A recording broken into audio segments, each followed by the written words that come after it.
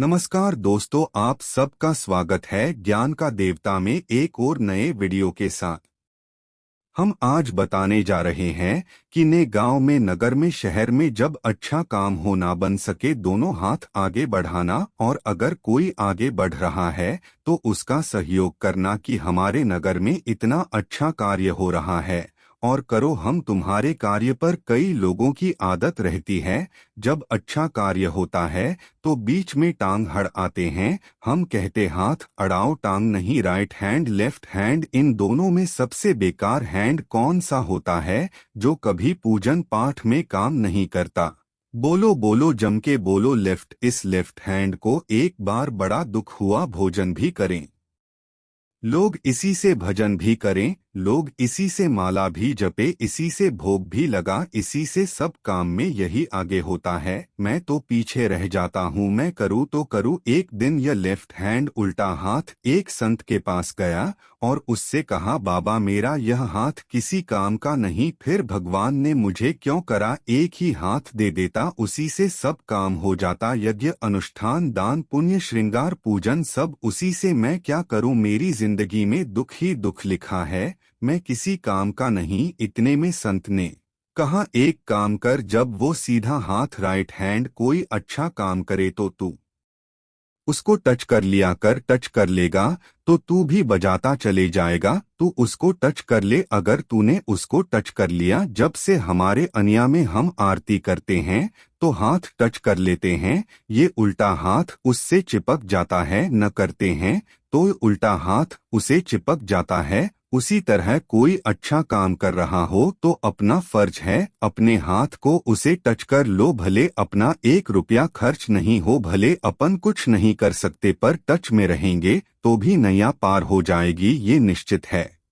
थोड़ा टच, थोड़ा सा उसी को देख के टच, मोबाइल हुआ उसी को देख थोड़ा सा टच किया, अच्छा काम होए तो थोड़ा सा आगे बढ़कर करो और मत बुरे कर्म कर बंदे, वरना पछताएगा। भगवान की आंखों से तू बच नहीं पाएगा, तू बच नहीं पाएगा। अरे वो अजानी मत करना, तेरे कर्म का फल भी तू ही पाएगा, जैसा किया तूने तेरे आगे आएगा। मत बुरे कर्म कर बंदे, वरना बच पाएगा। भगवान की आंखों से तू बच नहीं पाएगा, तू बच पाएगा। थोड़ा कोई अच्छा कर रहा है, हमें उसके साथ लजा, कोई सत्कर्म कर रहा है, हमें उसके साथ लग जाना। कोई नेक कर्म कर रहा है, हम उसके साथ लग जाना। मैं अमरजीत जी मेहता जी आपको धन्यवाद देगा। स्टेशन से आने वाली कई बसें, ऑटो रिक्शा, बहुत सारे ऐसे रिक्शा, बहुत सारी ऐसी गाड़ियां हैं। हमारे भक्तों ने सीहोर मैसेज डाला कि बहुत बहुत धन्यवाद ऐसे जजमान को जिन्होंने गाड़ियां भी कुछ फ्री कर दी, जिससे भक्त लोग यहां तक पहुंच रहे, उसके लिए धन्यवाद है। साधु बाता है, आपको बहुत बहुत। नके घर में अगर छोटे से शिवलिंग है, आपके घर में छोटे से ठाकुर जी हैं, आपके घर में छोटा सा कन्हैया है, और छोटे कन्हैया जो पुराने समय का है, उसको नेत्र भी लगाने की जरूरत नहीं है, क्योंकि उसके नेत्र है। और मान लो तुमने इतना बड़ा कन्हैया ले लिया तो अरे बोलो तो जम के जरा, और उसका कोई एक नेत्र कहीं गिर गया, एक नेत्र कहीं चले गया, तो फिर दूसरा नेत्र लगाना पड़ेगा कि नहीं लगाना पड़ेगा? और अगर एक नेत्र पर रखोगे तो अच्छा लगेंगे ठाकुर जी? नहीं, नेत्र होना, जितनी बड़ी मूर्ति होती है, जितना बड़ा स्वरूप होता है, जितना बड़ा शिवलिंग होता है, जितनी बड़ी मूर्ति की स्थापना होती है, उतनी उसमें सेवा की और भाव की जरूरत पड़ती है। और पार्थिव शिवलिंग हो चाहे घर में शिवलिंग हो, घर में कोई भी मूर्ति हो, वो अंगुष्ठ की आकृति से बड़ी ना हो। महाराज बस इतना बड़ा स्वरूप शंकर का, इतना बड़ा स्वरूप कृष्ण का, इतना बड़ा स्वरूप राम का, तुम्हारे घर में जो भगवान है उसका स्वरूप इतना बड़ा और पुराने हैं, और कोई बड़ा स्वरूप है तो पूजन करो, मना नहीं है। अगर पुराना स्वरूप रखा है तो उसको कदेकर नहीं आना, अनेकों उनको ठंडा नहीं करना, उनका विसर्जन नहीं करना रखा है। आप सेवा करो, पर कोई नई पूजन अगर बढ़ रहे हो और कोई तुमसे कह दे मंदिर बनाओ, इतना बड़ा शिवलिंग का निर्माण करो, तो महाराज जी हम तो छोटा ही भला बच्चा जितना छोटा होता है उसको खिला दो। पिला दो झूले में पटक दो, फिर टाइम पर पहुंचो झूले में से उठाया, फिर दूध पिलाया, फिर पटक दिया एक छोटा सा झुनझुना पकड़ा दिया, खेलता रहा।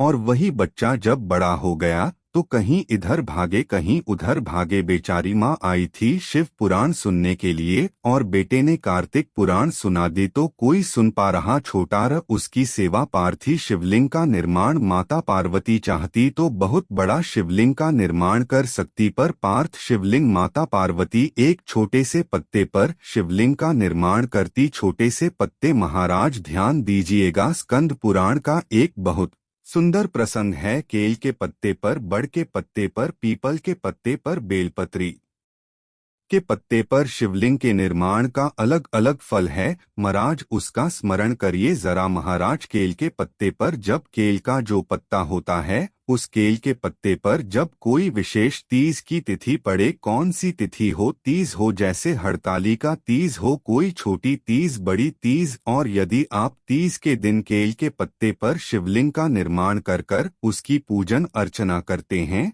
उसका स्मरण कर कर रात होने से पहले विसर्जन करते हैं तो नारी की अखंड सौभाग्य रहती है। दूसरा क्रम बड़ के पत्ते पर जो शिवलिंग का निर्माण कर जाता है वो दोपहर के समय के बाद जो समय 4 बजे से लेकर 6 बजे तक रहता है, बड़ के पत्ते पर उस शिवलिंग का निर्माण करा जाता है। छोटे से पार्थिव शिवलिंग का यह का के लिए होता है तो कहा ये रोग मुक्ति के लिए होता है। कोई व्यक्ति बहुत रोगीला है और एक रोग के साथ उसके 4 रोग घिर रहे हो, मान लो उसको शुगर भी है, बीपी भी है, ये भी है, वो भी है, और उसको वो चीज मान लो कोई व्यक्ति है उसका ऑपरेशन होने जा रहा है, सहज भाषा में लीजिए, और उसका बीपी ऊंचा नीचा हो रहा है, उसकी शुगर ऊपर नीचे हो रही है, तो क्या करना है अपन को? बड़ का जो पत्ता होता है उस व्यक्ति से उस बड़ के पत्ते के ऊपर शिवलिंग का निर्माण कराकर उसकी पूजन शाम को 4 बजे से लेकर 6 बजे के बीच में कराकर उसका विसर्जन कर दीजिए। फिर ना तो उसकी शुगर ऊपर जाएगी ना नीचे जाएगी, ना बीपी ऊंचा ना नीचे। उस व्यक्ति का आप आराम से ऑपरेशन करवा 24 घंटे के लिए उसके रोग को शिव अपने हाथ में ले लेता। संगीत है बड़ का प महाराज, इसकी कोई तिथि नहीं है, इसका कोई समय नहीं, इसका कोई पल नहीं, इसकी कोई घड़ी नहीं। तीसरा पीपल का पत्ता, पीपल का पत्ता जो बच्चा गलत कर्म में डूब रहा हो, तुम्हें लग रहा है कि यह बालक गलत जगह जा रहा है, वसन में डूब रहा है, मदरा पान में, सार में, वैश्यावृत्ति में, या चिड़चिड़ी हो रही है, या इसकी मति भ्रष्ट हो रही है, गंदी जगह पर जा रहा है, तुम्हें लग रहा है लाइन से भटक रहा है, तो पीपल के पत्ते पर भगवान शिवलिंग का निर्माण कर कर उसकी पूजन अर्चना करी जाती है और उसी बालक का नाम लेकर तब उसका स्मरण कर विसर्जन किया जाता है। यह सुबह 10 बजे से लेकर 12 बजे के बीच में हो। कोई भी तिथि, कोई भी दिन, कोई भी बात, कोई भी समय, कोई भी तिथि पर समय एक निश्चित सुबह 10 से 12। महाराज चौथा क्रम कहा है बेलपत्री के पत्ते की मध्य भागा। विचार करिएगा, बेलपत्र का पत्ता को इतना बड़ा तो होता नहीं, बेलपत्र का पत्ता होगा ज्यादा एक हथेली के बराबर होगा, और बड़ा होगा तो और ज्यादा बड़ा होगा। तो बेलपत्र के मध्य भाग में, बेलपत्र के बीच वाले भाग में महाराज जिसका व्यापार नहीं चलता, व्यवसाय नहीं चलता, कोई काम आज की जगह कल हो रहा है, कल की जगह परसों हो रहा, और काम जरूरी में होना चाहिए, या व्यापार कुछ दिन चल के बंद हो गया, कोई नया लाइन पकड़ कर नया व्यापार करने जा रहे हो, नया कोई काम करने जा रहे हो, तो बेलपत्र के मध्य भाग पर शिवलिंग का निर्माण करा जाता है।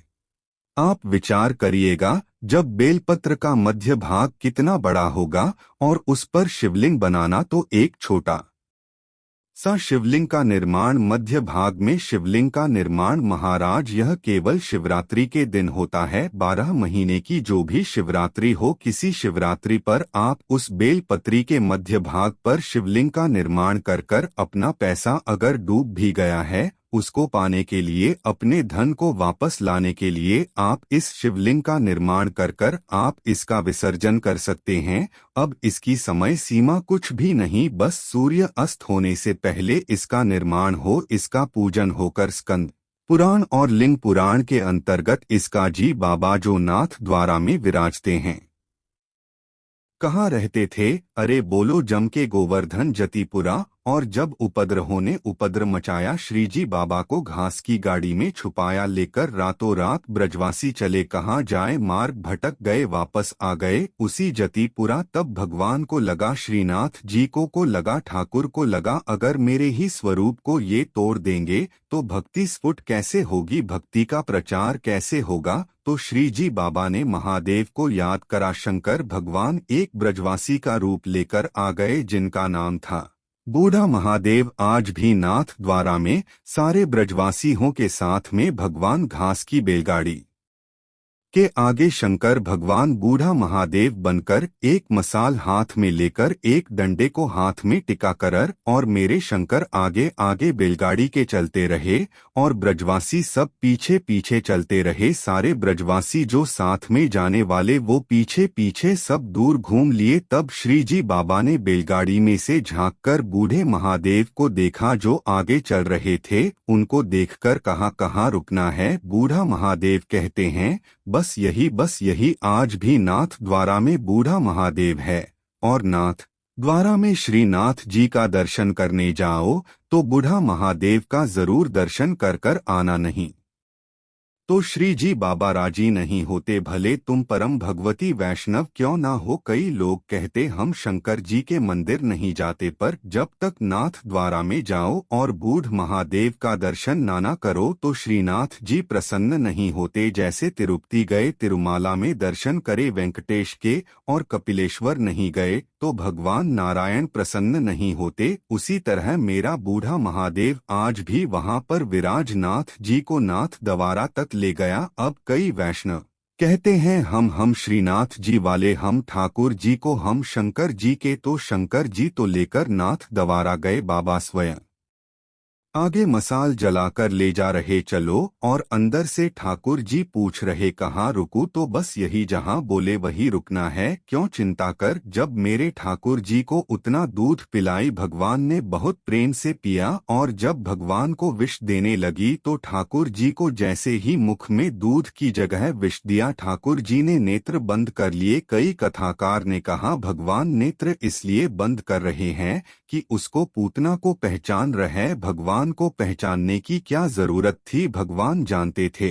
रत्नमाला है राजा बलि के दरवाजे पर मिली थी, पर भगवान ने नेत्र क्यों बंद करा था? शिव महापुराण की कथा कहती है भगवान नेत्र बंद कर पूतना के स्तनों का दूध मुख में रहकर भगवान नेत्र इसलिए बंद रहे थे कि शंकर जी को याद कर रहे थे कि हमने तो हमेशा मृत पिया है, विष ही ने पिया है, ये मुझे विष पिलाने आई, जल्दी से आओ और मेरे कंठ पर बैठ जा। और शंकर भगवान आकर कृष्ण भगवान के कंठ पर बैठ गए और सारा विष शिव पी गए। जब शंकर भगवान विष पी गए, शंकर भगवान को चक्कर आ गए। जो चक्कर आए तो शंकर भगवान चक्कर खाकर नीचे गिर गए। ठाकुर जी ने चरण का प्रहार करा, मानसी गंगा को प्रकट करा और गंगा का जल शंकर भगवान पर छटा तो शिवजी का नाम चकलेश्वर महादेव पड़ कर, जो आज भी मानसी गंगा के नजदीक में आज भी गोवर्धन नाथ जी की परिक्रमा करे। 84 कोष की परिक्रमा करो तो चकलेश्वर जाना जरूरी है।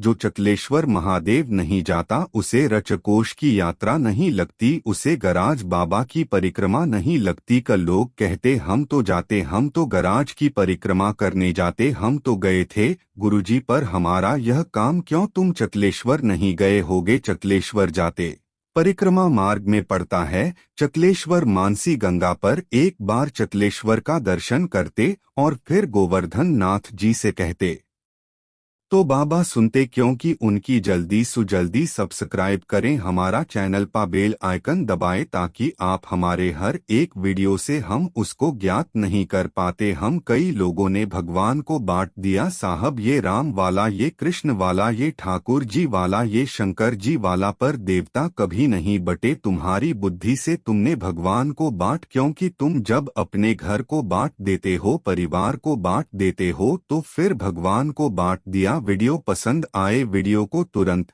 ही लाइक कर दीजिए। धन्यवाद, मिलते हैं अगले वीडियो में, तब तक के लिए बाय।